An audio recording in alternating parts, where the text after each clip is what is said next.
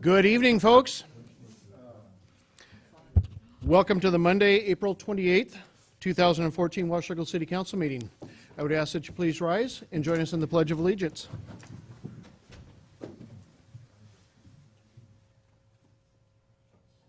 pledge allegiance to the flag of the United States of America and to the republic for which it stands, one nation, under God, indivisible, with liberty and justice for all.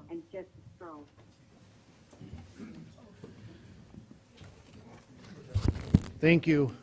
We do have Councilmember Lindsay is joining this evening by phone connection. Joyce, can you hear us okay? Yes. And do we have Can you hear me? I can hear you. Do we have a way for this?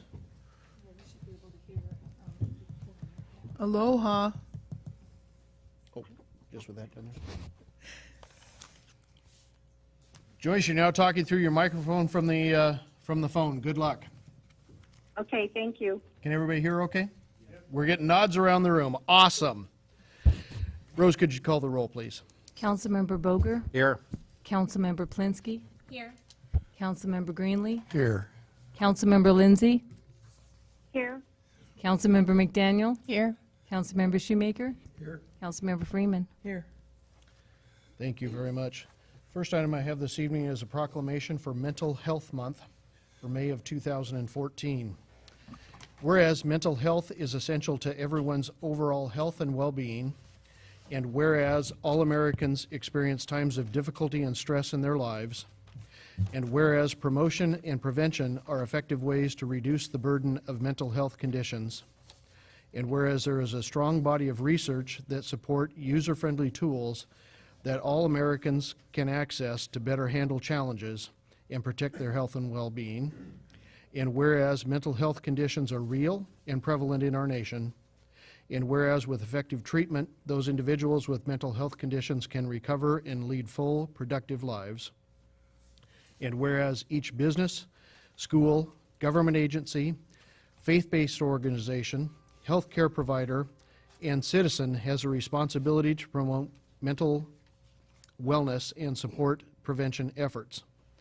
Now, therefore, I, Sean Gard, Mayor of the City of Washougal, do hereby proclaim May as Mental Health Month in Clark County, Washington, and call upon all citizens, government agencies, public and private institutions, businesses and schools to recommit our community to increasing awareness and understanding of mental health, the steps our citizens can take to protect their mental health, and the need for appropriate and accessible services for all people with mental health conditions. Kathy, would you like to come forward and accept this proclamation?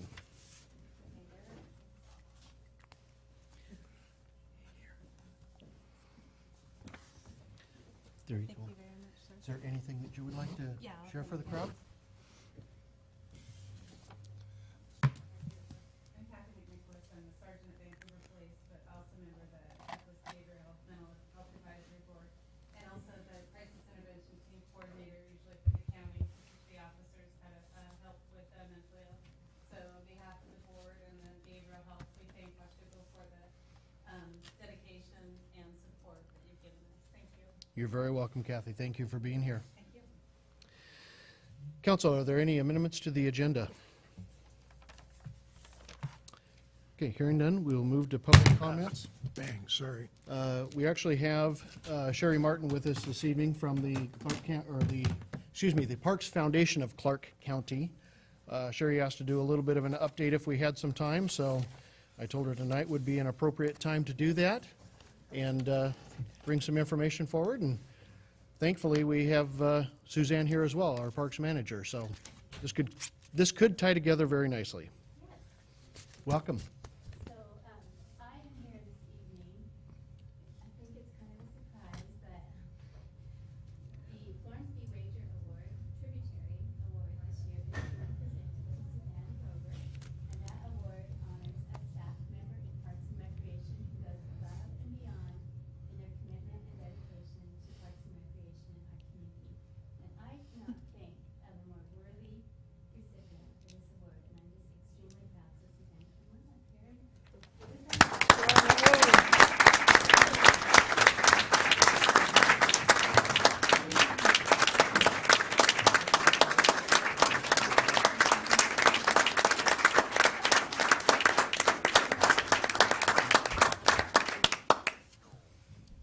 You didn't really think you were coming in just for pickleball, did you?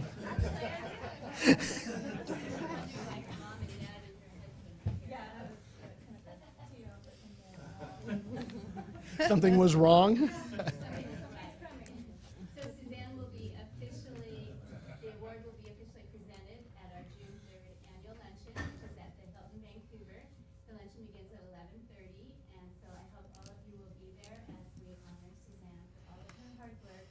I know on behalf of the Parks Foundation, we have loved working with Suzanne, loved working with her on successful grants through the Parks Foundation, and seeing those projects flourish, and the citizens of Washington benefit from all her hard work. Thank you. You're very welcome. I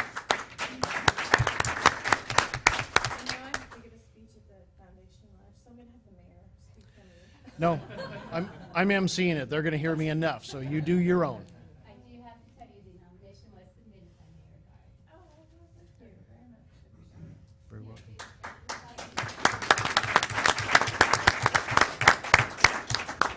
Sherry, thank you for being here. That is wonderful news. With that, we're at the first opportunity in the agenda for any members of the public that would like to comment to council. I know there are some folks here that I believe want to comment specifically on an item of old business, the professional services agreement with Quita on the new market tax credits. If there's no objections from council, unless any individuals that want to speak on that item need to leave right away, I may ask for comments to come after the staff report on that item itself, just so that we've got it all in the same context. That's good. Okay. So anyone that would like to speak to anything other than new market tax credits, unless you've got to leave right away? Roger. Good evening. Good evening, Mr. Mayor. Good evening, Council. Roger Daniels, 34207 Southeast 22nd Way, Washougal. Proud to be from Washougal. I just want to briefly say that I'm proud that the Port Commissioners recently appointed me to serve as the chair to a Parks Trail Advisory Committee for historical interpretation along the waterfront. And we're going to have fun. And we have an opportunity to talk about early explorers, Native Americans, early pioneers, the Missoula floods, and the eruptions of Mount Hood. And so I'll get into that in detail in that at a later date. But if anyone in this audience, including council members, would like to serve on this committee, please let me know, and we'd love to have you. And if you have a son or a daughter that would like to serve on this committee, please let us know, and we'd love to have them too. So, thank you very much.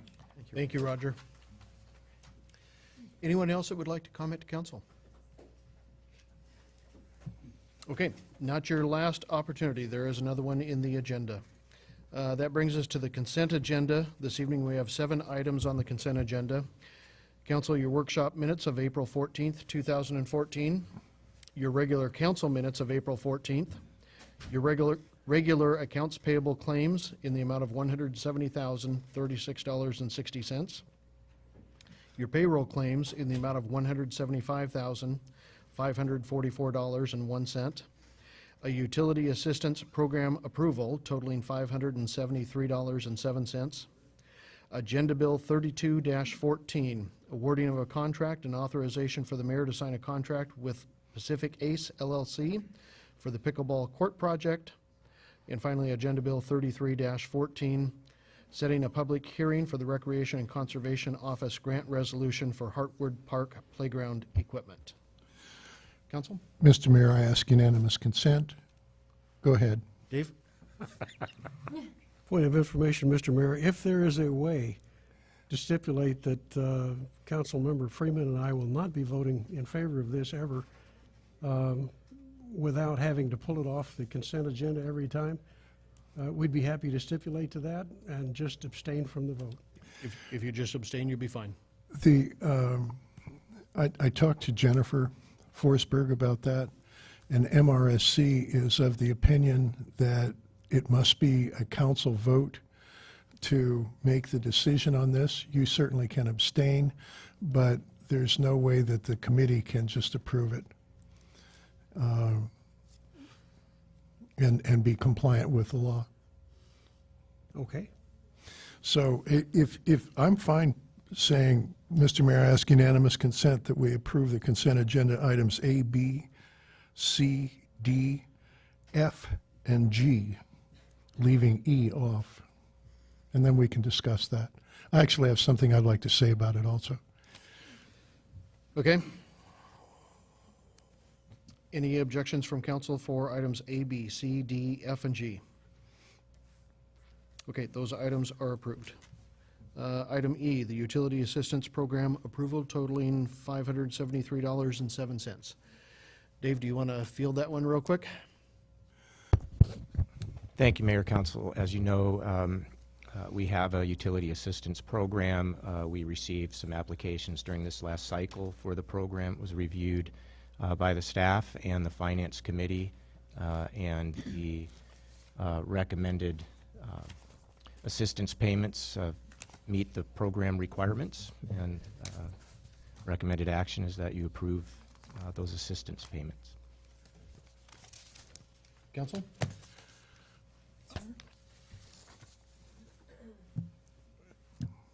Do I have a motion? Make a motion to approve the utility assistance program. Second. $573,007. Second. Or $573.07. Second. I've got a motion and a second for approval. Council discussion. Honey Jo? Jennifer's not here. We probably don't have the answer to this, but I'm wondering how many dollars have been donated by the public towards this program at this point.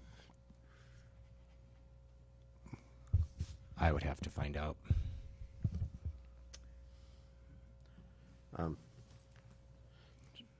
My turn. Just as a procedural matter, could we just, in the future, just not put this on consent to save a minute of time and just have it done that way? Good. Yep. Yeah. Well, Why don't we that's just do one that? way. Just bring it up under new business each time we've got one. Okay. Paul? Just for context, I wanted to, since for kind of privacy reasons, we don't generally pass out all of the information on these, but this one is typical. I won't give a name or an address, but it's a family of three, husband and wife in their 40s, a daughter, late teens.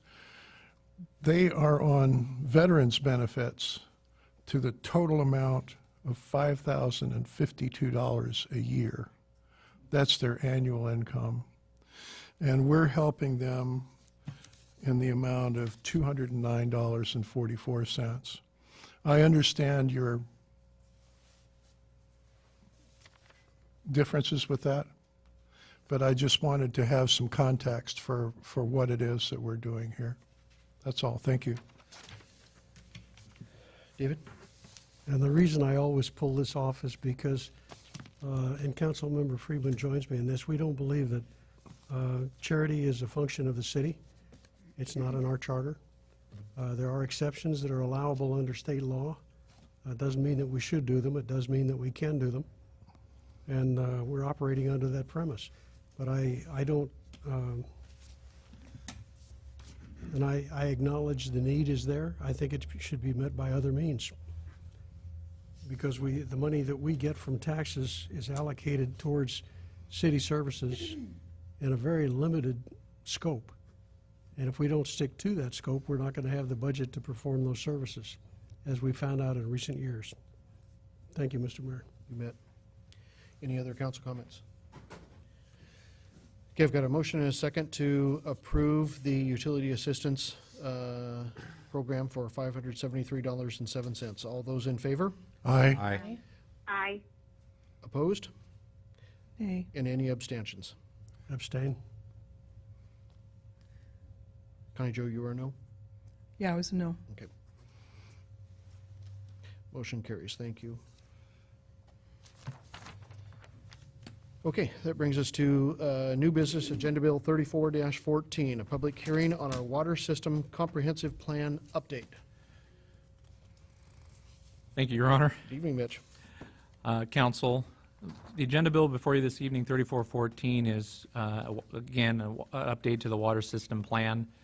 to incorporate the approved plan, approved by Department of Health into the city's comprehensive plan. The water system plan was last updated on November 20th, 2006.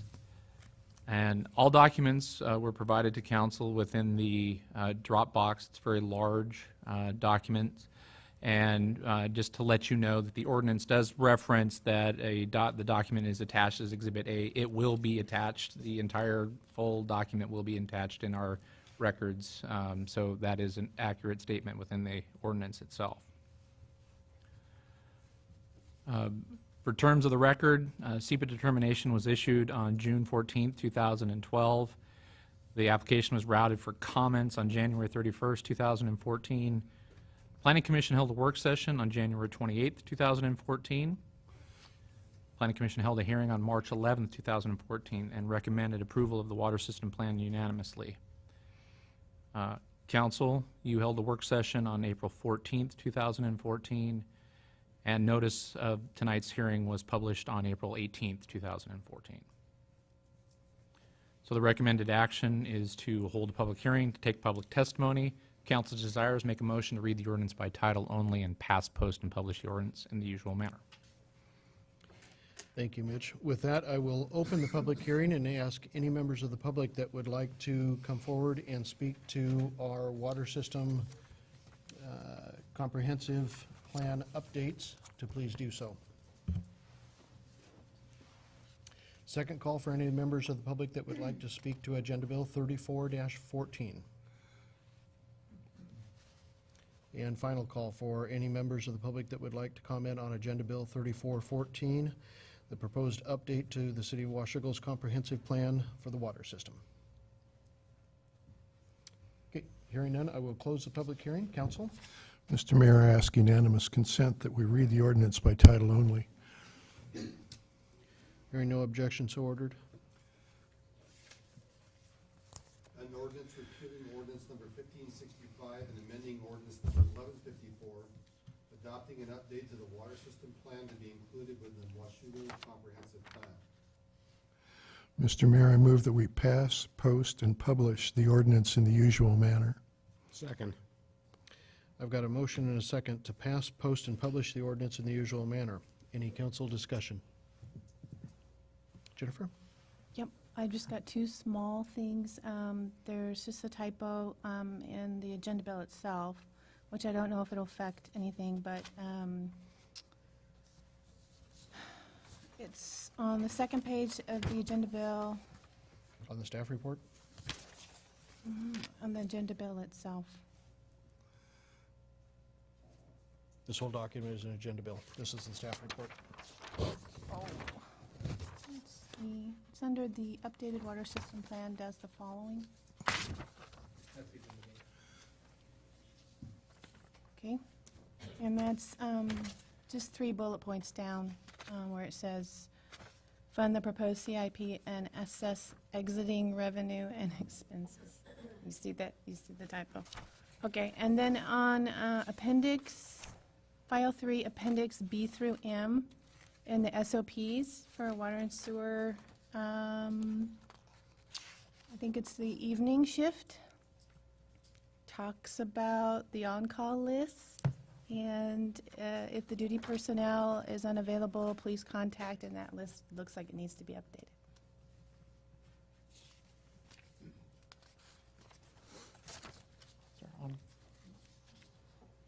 It's page 18 Letting the engineers look into it. of the SOP. Sorry. You asked me to read it.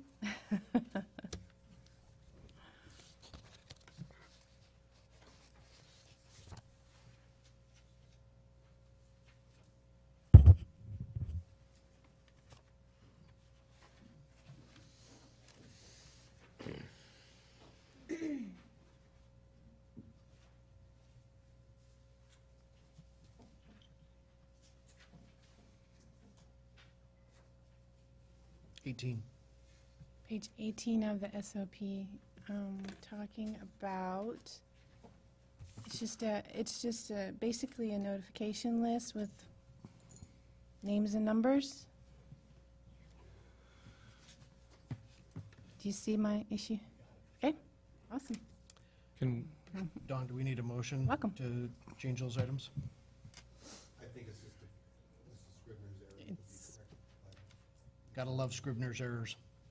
Happens. Okay, any other council discussion? Okay, I've got a motion and a second to pass, post, and publish the ordinance with the correction of the Scribner's errors in the usual manner. All those in favor? Aye. Aye. Opposed? Aye. Motion carries. Thank you. That brings us to old business, Agenda Bill 26-14, authorizing the mayor to sign the professional services agreement with the Camas-Washougal Economic Development Association, the Port of Camas-Washougal, and the City of Camas regarding new market tax credits. Mr. Scott. Thank you, Mayor, Council.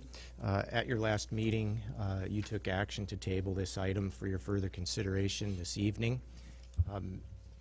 The recommended action of the staff and administration is that you authorize the mayor to sign the professional services agreement between QUIDA and the City of Washougal, City of Camas, and the Port of Camas-Washougal. I did want to just remind the council that there were successful amendments taken last time to be more specific about the intent of the document, which was that the governing bodies would be the sign-offs, if you would, as we move from phase to phase. That is still intact because that was your action. And so as you would consider the main motion that you tabled, I just wanted to remind you that that amendment is still there. The document that you have in front of you is unamended because that's still in flux and still in status, but I just want to remind you that those were still there. I also just wanted to point out that over the last couple of weeks, we've had the opportunity, I've had the opportunity to have a conversation with a couple of council members who made inquiries and had some questions about this program, and particularly what might happen at different phases, what opportunities to influence what was happening the council would have, what kind of control the council might have, and had a chance to talk to Paul Dennis, our QUIDA Executive Director, about that, and he's prepared in a moment to speak to that and make a couple of comments. One of the things I think generally that I can say before I ask Paul to come up is that in granting your approvals pursuant to the agreement to move from phase to phase, you will be reviewing all of the work that had been done to date. And so, for example, as part of that, as you move particularly between phase 2 and phase 3, where the CDE is scoping out what its area of focus will be on the types of projects that it would like to see, that you would need to be comfortable with that scoping and that area of focus and could potentially influence that. And I would expect have the ability to do that throughout the process anyway, but the formal time for that would be your review and approval of the work done to date in phase 2 before we would move to phase 3. And to help Paul in his conversation about that, Rose passed out just a little while ago a small document. It's 2 pages front and back. It says sample on the top. These are I'll let Paul explain specifically what these are, but it's intended to help him illustrate examples of how that has happened. I want to qualify that this is not what we're proposing or intending. These are existing documents that have been redacted around privacy and confidentiality. It's just to serve as illustrations of how other CDEs have been able to articulate their scope and focus.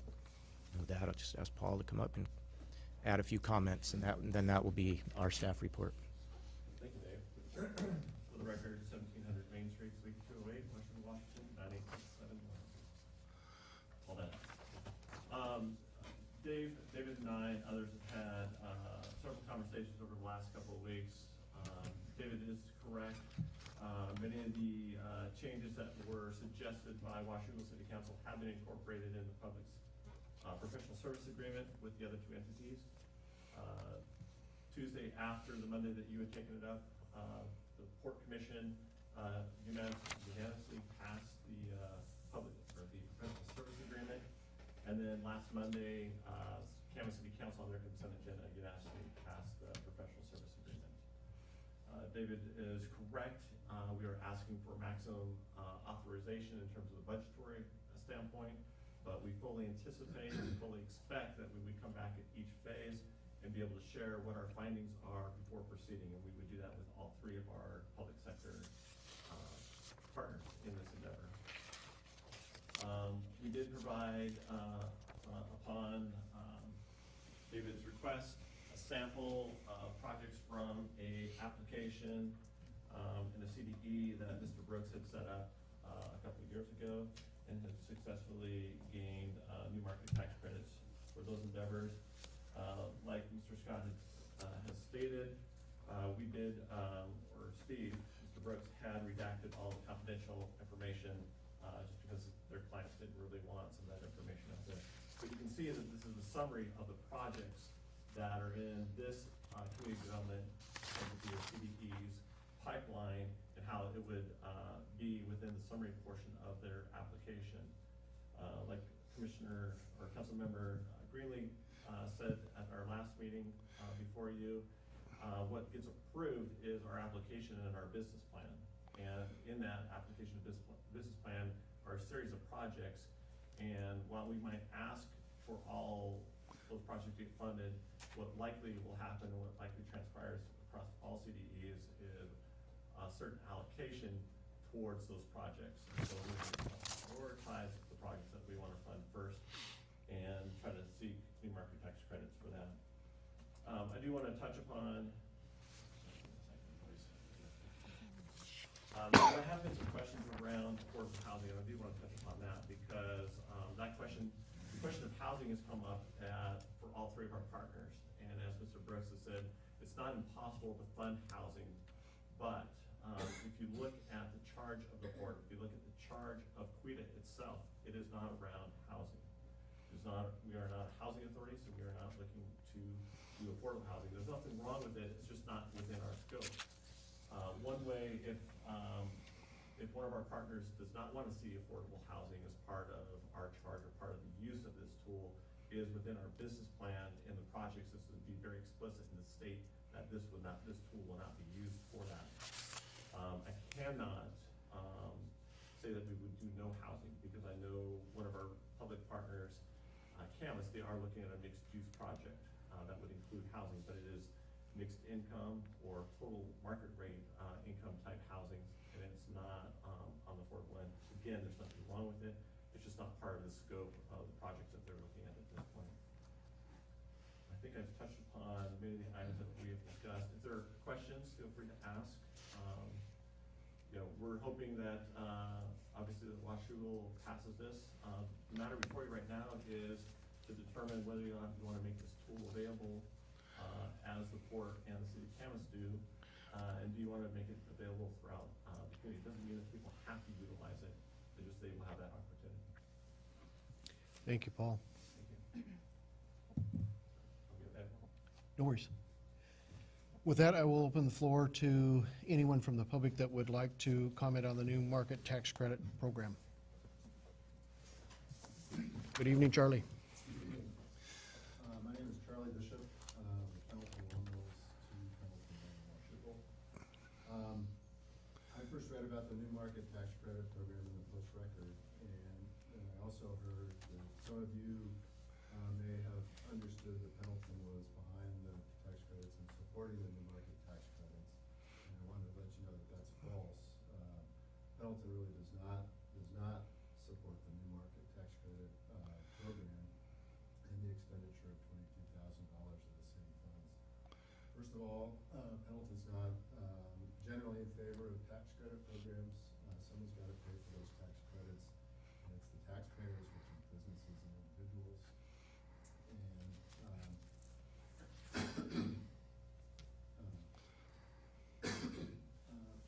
excuse me.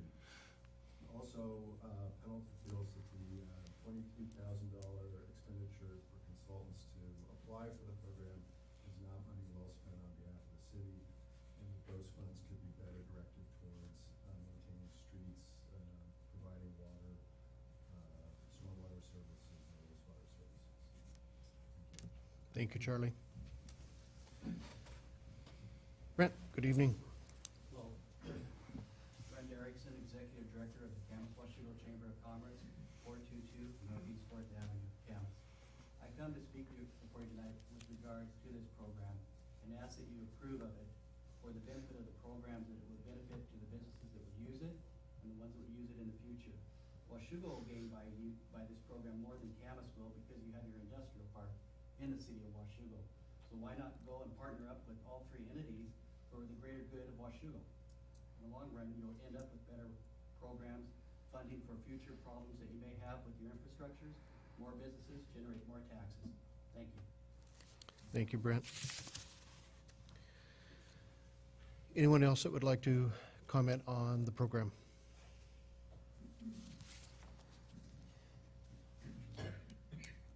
Okay, with that, I will turn it over to council. Council, questions, comments, deliberations?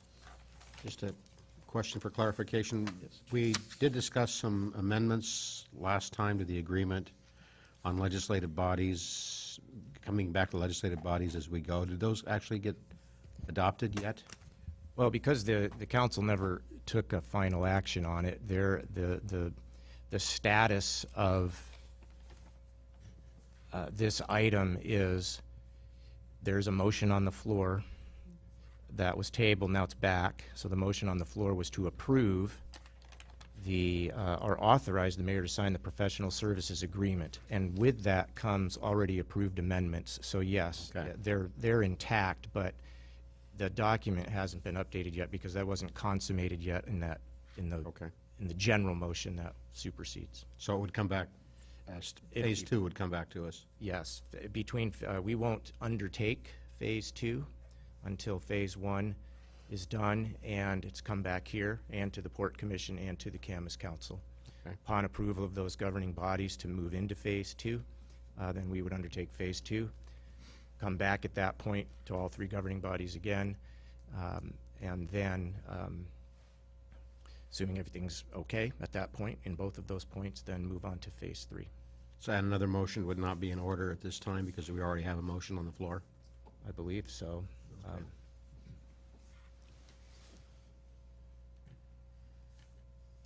Any other? I don't understand the motion on the floor.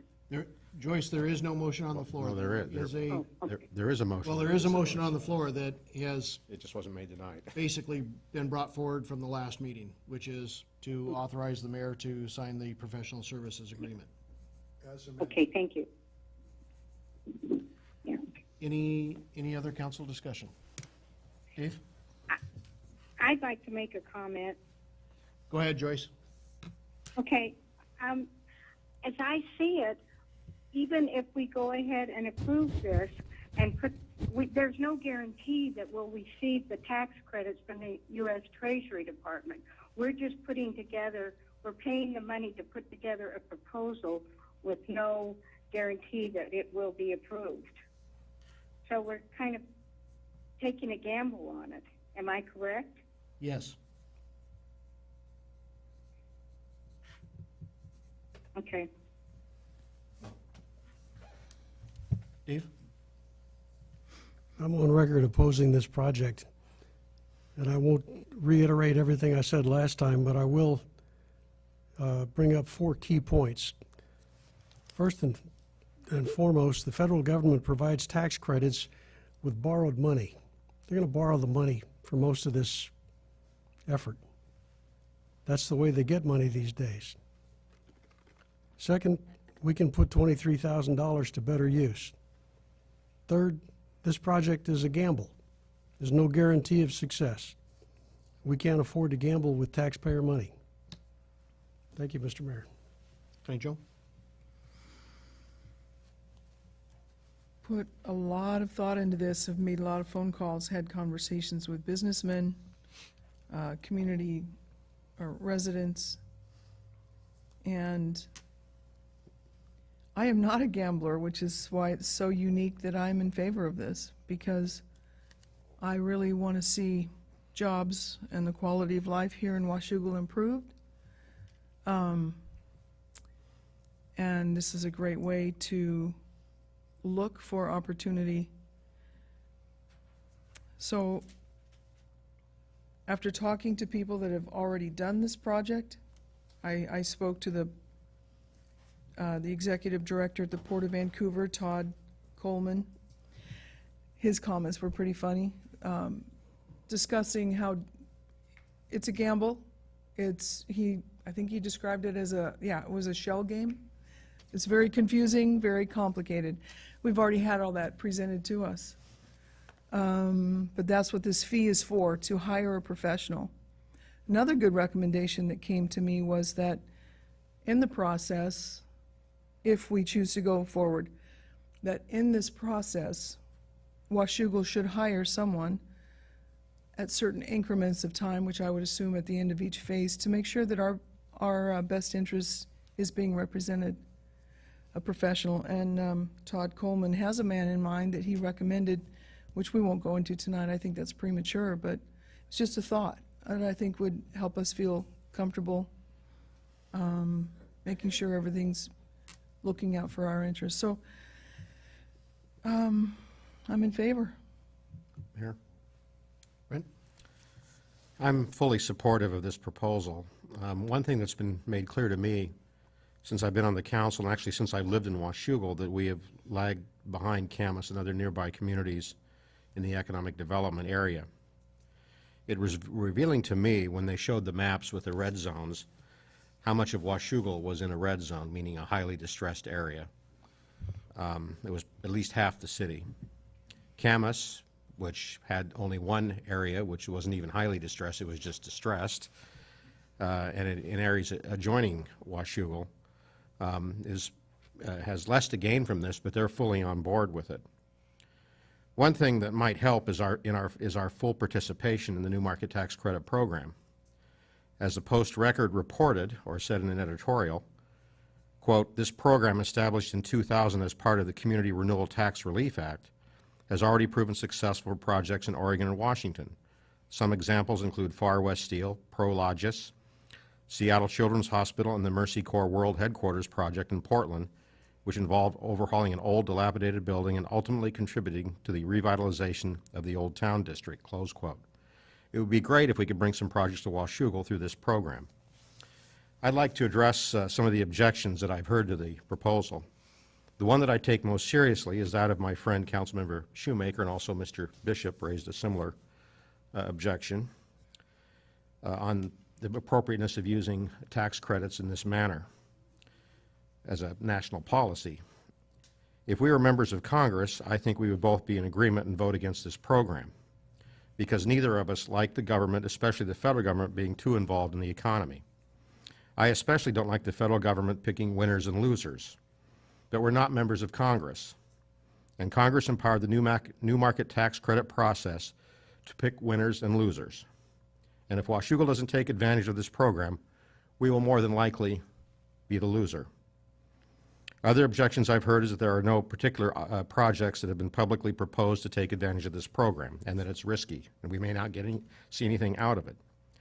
As I learned in my earlier involvement in this program, it is not designed really for projects on a project-by-project basis.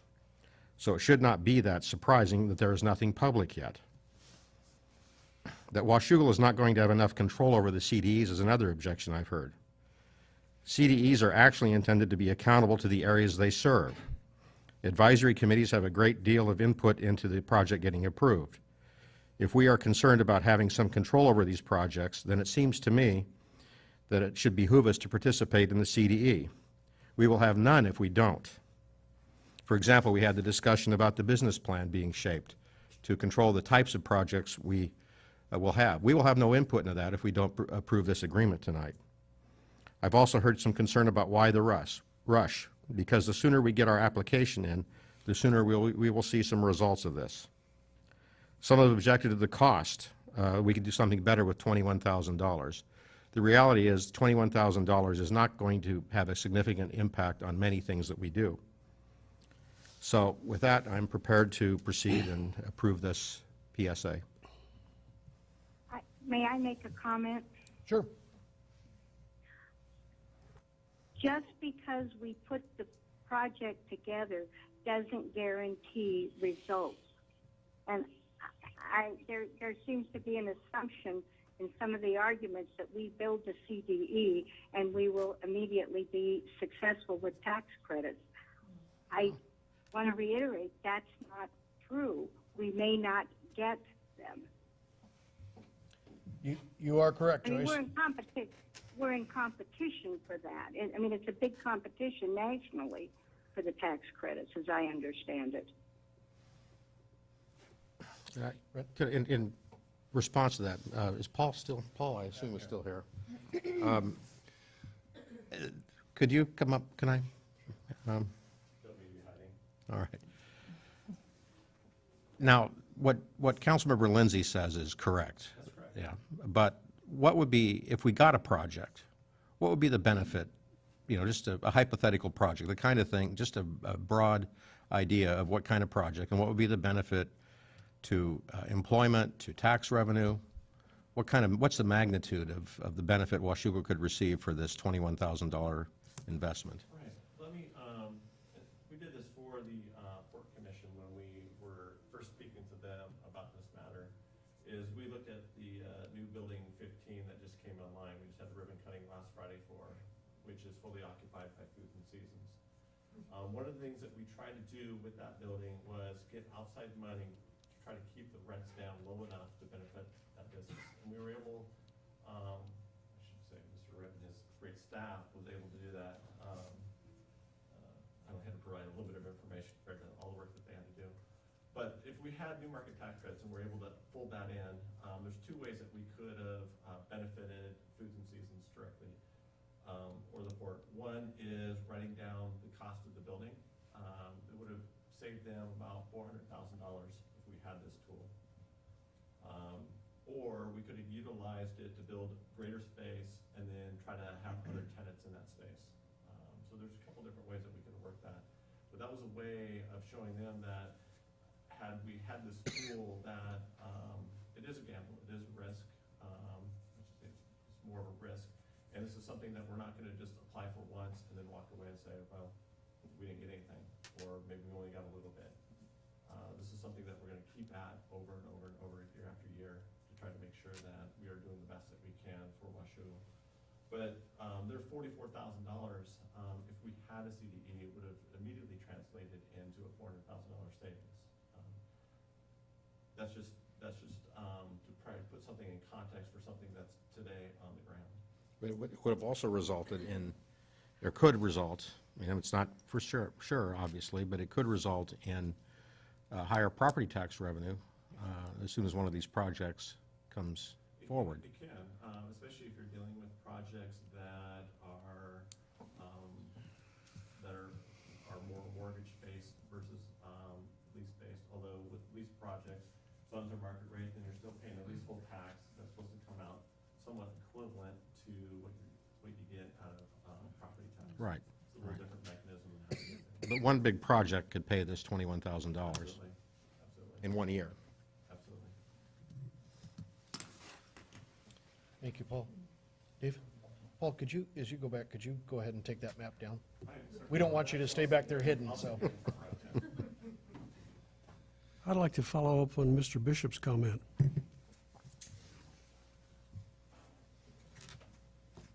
We are borrowing the money, and it's future generations that will have to repay it. And personally, I'm not comfortable committing their resources. I would prefer to commit our resources, not theirs. I don't think it's fair to them. There's no guarantee that this program will alleviate the economically distressed areas of Washougal. And the key to Mr. Boger's question, which was a good one, is what could be the benefit? There is no guarantee that there will be a benefit.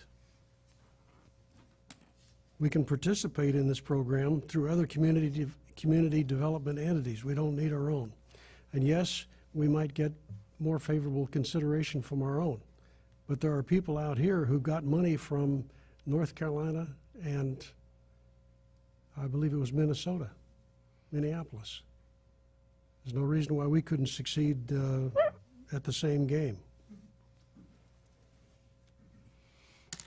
That's all I have, Mr. Mayor. Thank you. Okay. Any, Karen? Thank you. I too have had many conversations over the last couple weeks, and this has been a big topic that I've been trying to tackle in my own head for the citizens of Washougal. But I am going to support the new market tax credits tonight. I believe that the $20,000 that we're going to spend could be a huge opportunity for Washougal going forward. If successful projects are developed, this $20,000 will be minuscule in the comparison to the benefits of jobs and potential revenue for the city of Washougal. Tonight, I will solely base my vote on the potential for bringing jobs. As we talked earlier about annexing 150 acres of too small of lots, I think. That's a lot of people that we're going to need places for them to shop and work, and that's my opinion. So thank you. Thank you, Karen. Paul? I've changed my mind on this probably 3 times a day for the past 4 weeks. I've talked to Paul Dennis now, I think twice, and Mark at least once, and Dave Ripp, and Wes and Adam a number of times. Some of it got difficult because some of the information that was put out there was, how should I say, less than accurate. And I respect you, Charlie, that especially difficult for you that some of the information was put out about Pendleton that was false.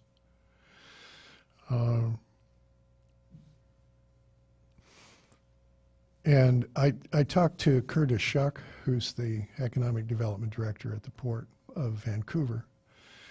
And we went around and around about Far West Steel.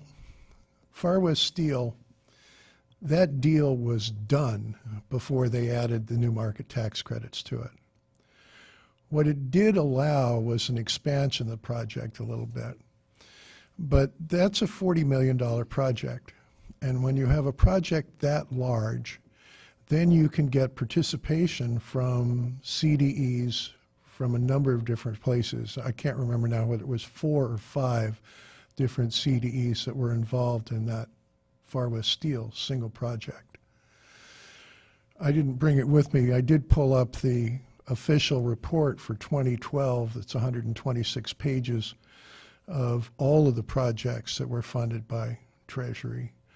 And I can't say I read it with great care, but I did at least leaf through it. At this point, it seems to me that it's a decent investment. It's a tool. Right now, our 2 largest employers outside of the port properties are Pendleton and All-Weather Wood. Wesley Ford is large, but it's actually on port property. And all of the other significant employers are in the industrial area. And in fact, part of All-Weather Wood is also. So at this point, the only way that we're going to build jobs really is the port until we bring in more land that we can develop for employment center or job center or whatever. We clearly need a lot more retail, and I certainly hope that the focus on downtown for retail stays, and I will put a stake in the ground on that one, that we really need to focus on small retail and mixed use in downtown Washougal. That said, at this point, I'm in favor. It just seems to me that it's a tool that goes into the tool belt. And once we have a CDE, we're eligible. Without the CDE, we're not eligible. One other thing I wanted to mention from my conversation with Curtis is that that Far West Steel was a $40 million project, which is big enough to attract a lot of interest. The general thing that people say is that the minimum project, given all of the hassles, is somewhere in the range of $8 to $10 million. On the other hand, even if you have a pretty nice $10 million project, wouldn't you really, if you're a big lender, wouldn't you rather do one $40 million project than four 10s? And the answer to that's pretty clearly yes. So I think this is a useful tool, and I'll support it. Thank you. Thanks, Paul. Dave? Actually, were I a banker, I'd want the four $10 million projects because it spreads the risk. And there is risk here. As you can see, a lot of people have done a lot of work to come up with the answers that they're going to base their votes on tonight. I would love nothing better than to come before this council 10 years from now, long after I've left the council, and say, I was wrong. Congratulations. I don't see it in the cards. Thank you, Mr. Mayor. Yep. Any other council discussion?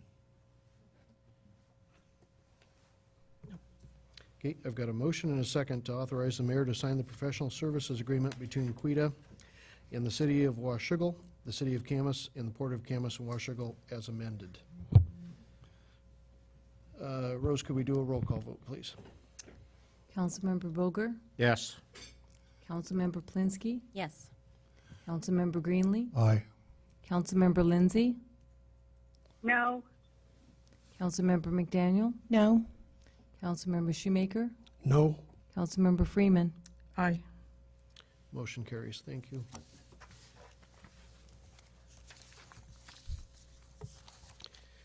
Okay, and with that, Go to work. with that, action brings us to the second opportunity for any members of the public that would like to address council. Yes, ma'am. Come on forward. Good evening.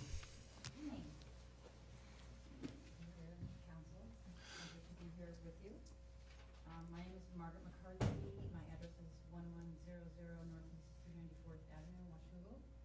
I am the coalition coordinator for Unite Washougal Community Coalition.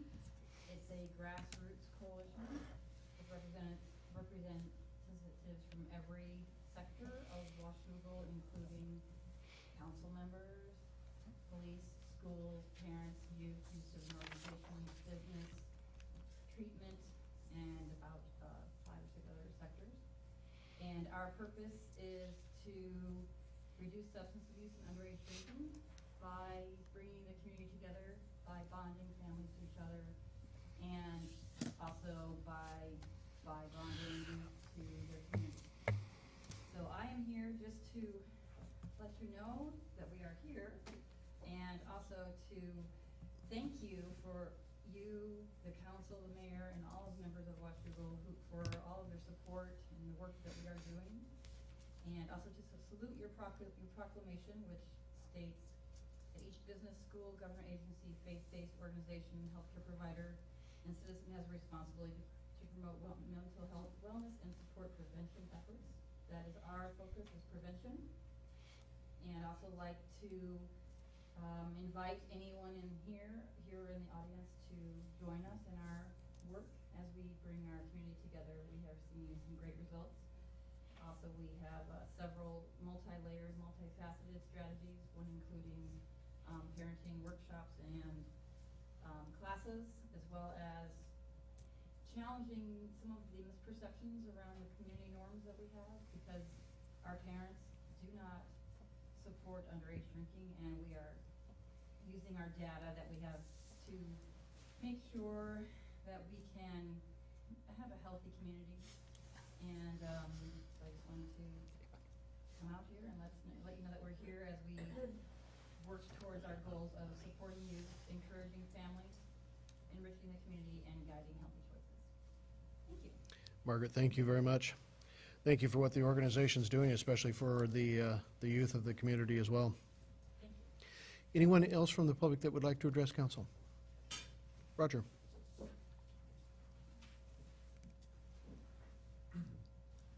Roger Daniels, 34207 Southeast 22nd Way, Washougal. last week we had a fabulous 100th anniversary of Washougal High School. Many of you in attendance, and it was wonderful to see so many different generations of people who came to celebrate our schools. And the mayor was there, Jennifer was there.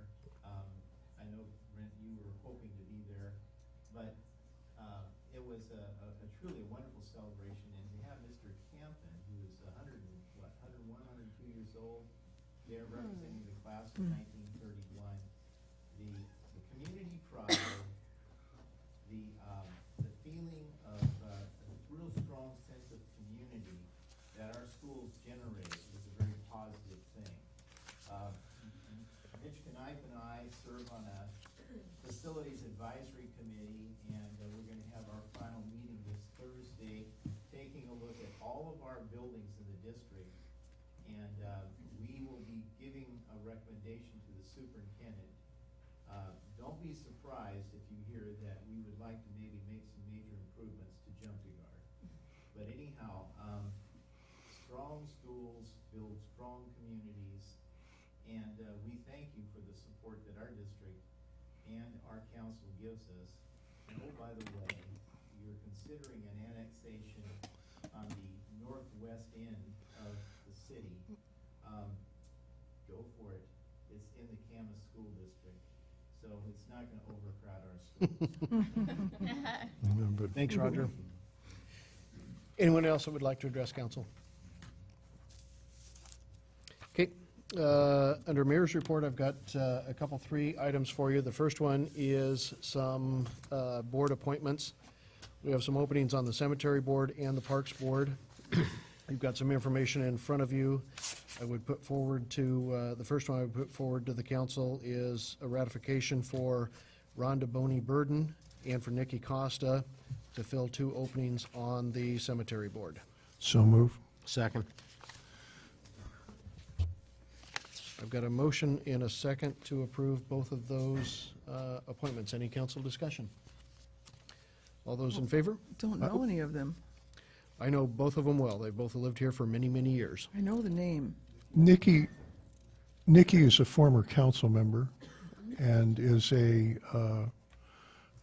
last I knew anyway, works for Clark County Sheriff, but she's not a sworn officer. Yeah, she's in the Death Investigations Office. Well, that's great for the cemetery board. Shh. Oh. Nikki's great people. I definitely support her. Any other council discussion? All those in favor? Aye. Opposed? Motion carries. The second appointment I would ask for your consideration on is a reappointment of Shirley Scott to the Washougal Parks Board. So move. Second. I've got a motion and a second. Any council discussion? All those in favor? Aye. Motion carries. Thank you. We do, and I certainly will encourage council and the newspapers, any of the members of the public, we do still have 1 opening on the Cemetery Board and 1 opening on the Parks Board. In addition, we also have a current opening on the Civil Service Commission as well. So if there's anyone that may have some desire to serve, certainly make sure and let us know. We'll keep those open until they're filled. Paul, I think, brought up the Foods in Season opening this last Friday, which was a tremendous opportunity to be at and to hear some of the stories of the Anderson family. For those that aren't familiar, they started a number of years ago, very small, family-owned, 3 or 4 employees. They're now at 30. Joyce got disconnected. She just texted me. Rose, how do we redo this? And you have 99 new missed calls, by the way. Oh my gosh. Hopefully that's a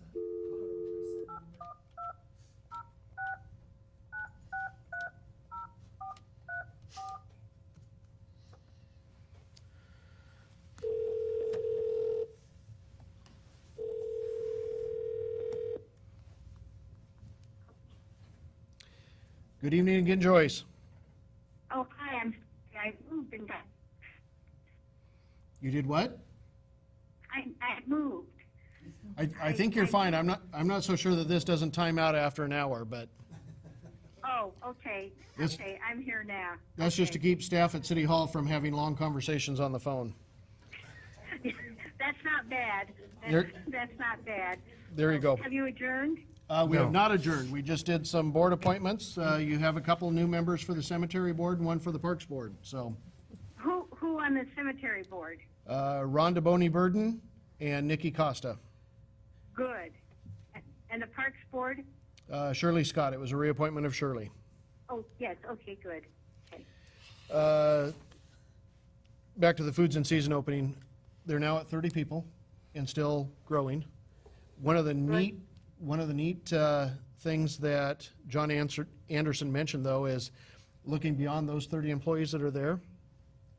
They estimate that every one of those employees results, the work that they do, the products they put out, everything else, results in another 30 employees or 30 people employed on the front end and back end. So the people that are out foraging for them, the people that are out picking the mushrooms, fishing for the fish, processing the fish, well, they process it, but the FedEx drivers, the folks in the restaurants, everything along the way. So those 30 employees are actually closer to 900, is that what that comes out to? 30 times 30? So, great opening, wonderful community supporters to have here. I liken them, as I mentioned on Friday, to Pendleton. They're another one of those companies that is very small, well, they are producing an iconic product in all of the things that we have that are the best of the Northwest, and they are shipping it out to the entire world. They're a closely held family company, multi-generational, that are working for them. And every day as I see those FedEx trucks going down the street, that's good things from Washougal heading out to other folks. So, a reminder of the pickleball this Saturday, 9 to noon at Washougal High School. They will have some equipment there for you to get acclimated to and do a little teaching and hopefully do a little fundraising as well. And then just an early reminder for your calendars, Memorial Day on Monday the 26th. There will be our celebration and observance up at the cemetery. We'll get you more information as far as the actual timelines and schedules for that as well. Items from council, Brent? No. Okay. Karen?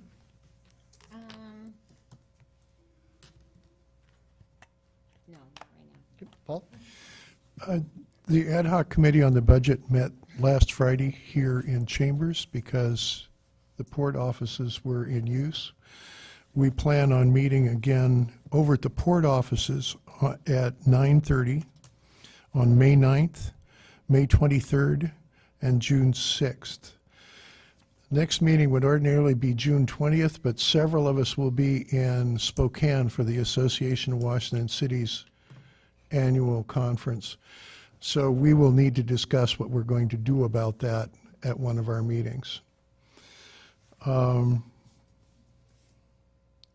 For those who are interested, Cinco de Mayo is next Monday. There's an RTC board meeting on the 6th of May, which is a week from tomorrow. And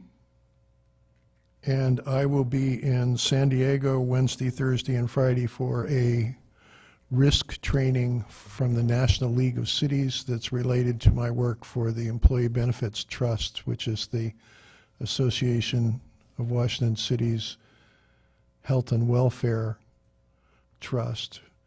Just for information, we employ we insure something over 35,000 lives and an annual budget of around $200 million. And so a little bit of training is probably a good thing for somebody engaged in that. So I will be there then. And of course, Mother's Day comes up May 11th, the day before our next meeting. So that's it. Jennifer? Joyce? Does she have Oh, I'm sorry, Joyce? I'd just like to speak briefly. I attended the fire burn at 1107 K Street last week, and as always, I'm impressed with our fire department. It's great to see them in action. Awesome. That's all. Thank you. Jennifer? Yes, Saturday, there was a tree planting at Hartwood Park. We were able to get quite a few of the larger trees in. It was basically park board members, some community volunteers, Suzanne, very wet soil, but, and so it was quite muddy, but we had a really good time, and I do encourage everyone to come out for the next event, which I don't think we've set a date for that yet, but please watch your emails and the newspaper for the next scheduled date for tree planting. Also, don't forget that May 10th is the Camas Day, Mother's Day Plant and Patio and Garden Fair, so please don't miss that. Come on out. I believe that if we have any tulip baskets left from the Meals on Wheels people sale that's going on for Mother's Day right now, we will be selling them at the Plant and Garden Fair. So it'll be a last minute gift if you can pick that up. So that's it. Thanks. Dave? Public Safety Committee met on this past Monday, a week ago, and for probably the first time since I've been on it, we had a member of the public, Margaret McCarthy. Thank you very much. Always glad to see you and your group at these meetings. The next one's on 21 June. And on consent agenda item F, the award of the contract on the pickleball court. I'd like to point out that that isn't just a recreational facility. That is an economic development project that has been 4 years in the planning. The advocates of that particular facility have gone through the planning process, convinced a park board, which was initially, I'd like to say not receptive. I think it's probably more accurate to say hostile to the proposal. And they overcame that through persistence and through good argument. So it's, we're seeing this come to fruition. I want to thank the administration for moving this project along, and especially Dave, for you and the staff.